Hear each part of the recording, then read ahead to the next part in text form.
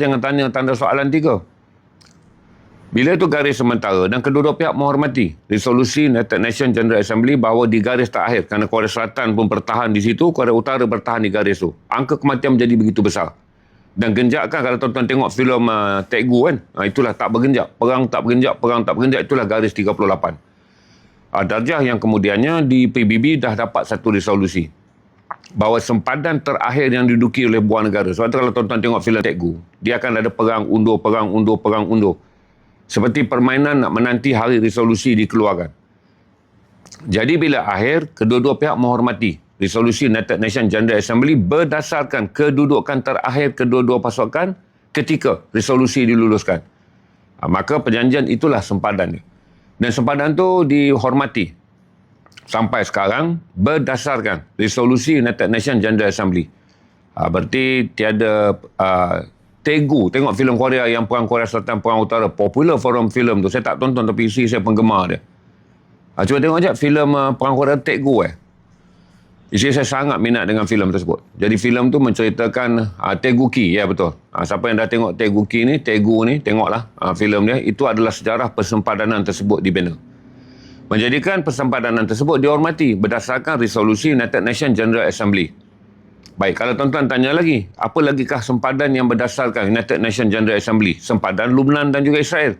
Sempadan Lubnan yang ada di Bekaa Valley yang sekarang tentera pengaman UNIFIL duduk, itu juga sempadan yang telah diputuskan oleh United Nations General Assembly berdasarkan peta ketika jatuhnya Empayar Osmaniyah, British dan Perancis berbahagi kawasan. Bila British dan Perancis berbahagi kawasan dan memecahkan Syam di bawah Empayar Osmaniyah pada 4 bahagian, British ambil Palestin, British ambil Jordan, Perancis ambil Lubnan dan Perancis ambil Syria. Tapi kemudiannya berlaku perang bila Israel masuk membantu tentera Kristian dalam perang saudara di Lubnan. Israel masuk dan duduk bertahun-tahun tanpa pernah berundur sampailah tahun 2000.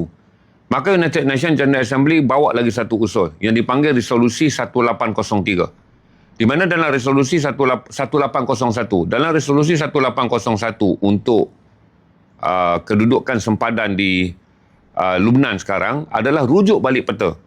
Rujuk balik peta yang ada ketika Perancis dan juga United Kingdom berbahagi tanah setelah jatuhnya Empayar Osmaniyah. Maka tentera Israel berundur dan masuklah pasukan pengaman UNIFIL yang mewakili 40 buah negara. Jelas, dan kemudian sama juga. Resolusi yang sama juga diguna pakai di Korea Utara.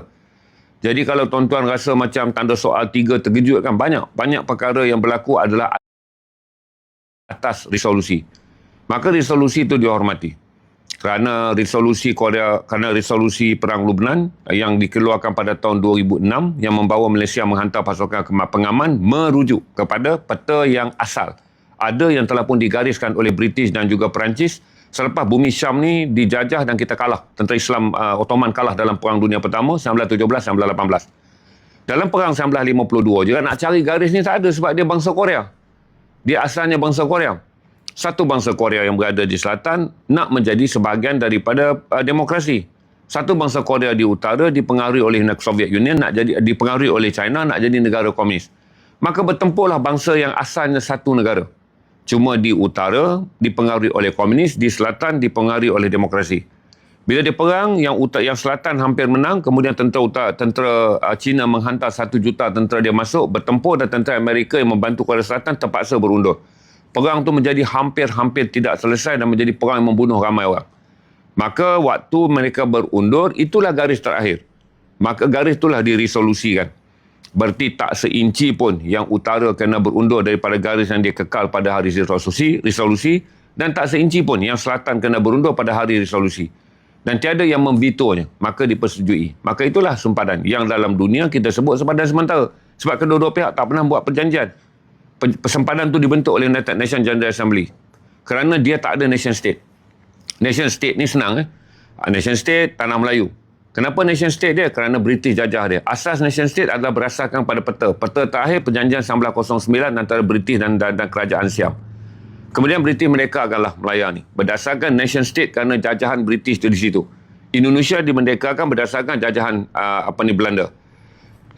Filipina dimerdekakan berdasarkan jajahan daripada Pos Spanyol kemudian oleh Amerika. Jadi peta-peta ni dipanggil peta nation state. Tapi Korea Selatan ni dia tak ada nation state dia.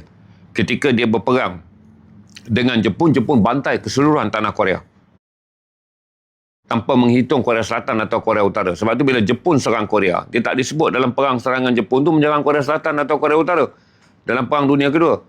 Hanya selepas Perang Dunia Kedua, yang kita cerita ni adalah tahun 50 dan 52. Jadi Parallel 38 pun dibentuk dan itulah garis sempadan yang kedua-dua pihak saling menghormati dan kedua-dua pihak beranggapan.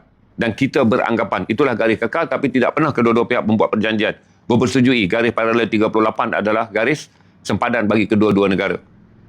Dan garis ini dirujuk kepada garis terakhir yang diputuskan oleh Pertuan Bangsa-Bangsa Bersatu berdasarkan Korea Selatan ni tak ada nation state yang membezakan mana selatan mana utara.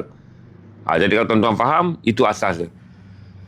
Jadi oleh kerana bila Korea Selatan dan Korea Utara ada di situ dan kemudiannya Amerika meletakkan senjata nuklear dia di Jepun dan Korea Selatan telah membentuk dia menjadi sebahagian daripada rantaian Amerika kerana dia berperang dengan Korea Utara.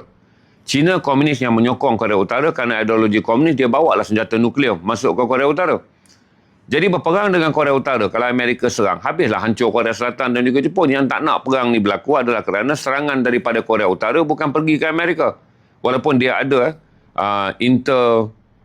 Intercontinental Ballistic Missile, ICBM, peluru pandu merentas sempadan.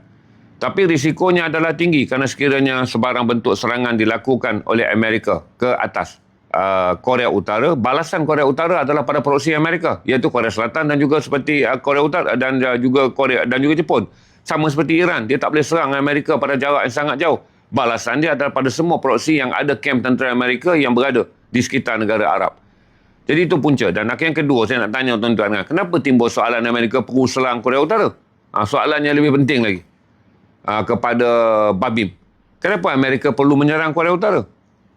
Dia bukan negara ada minyak.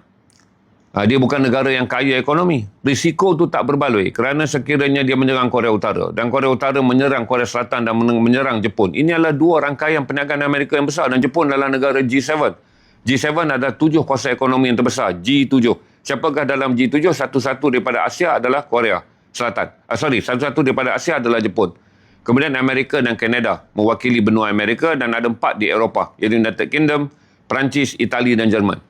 Jadi dengan adanya G7 dan kemudiannya Jepun juga mempunyai pertempatan Amerika, maka perang tak pernah berlaku. Dan logik yang paling tak logik untuk kita tanya adalah kenapa Amerika nak menyerang Korea Utara. Dia tak ada akses, dia akan melebarkan ancaman ke atas Korea Selatan dan Korea Utara. Dia menjadikan peluru pandu yang akan digunakan, peluru nuklear yang akan digunakan di Korea Selatan akan menyebabkan ke atas Korea Selatan dan Jepun akan menyebabkan inilah kali kedua dunia akan merasa apa dipanggil sebagai bencana nuklear. Berdasarkan status ekstrimnya pendirian komunis Korea Utara. Sebab dia dah berbeza dengan China. China pada 1987 telah membuka ekonomi liberalisasi. Sistem politiknya komunis, sistem ekonominya adalah liberal. Menjadikan China, image identiti China, di mana komunis ni image identiti dia utama adalah ekonomi sosialis.